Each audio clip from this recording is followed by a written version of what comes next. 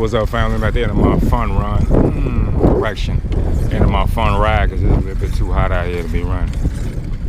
I didn't want to fall out in this little country town I'm in. Be caught on the side of the road. You know, convulsing or whatever. But, man, I'm about to get in.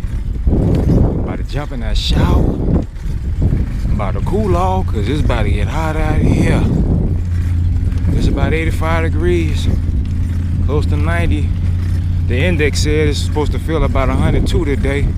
So I had to get out early in the morning so I get this bike ride in. Like I said, it's a little bit too warm to be running.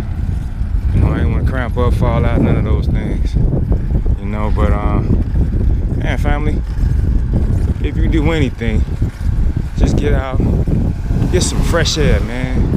You know, get your blood flowing in your body.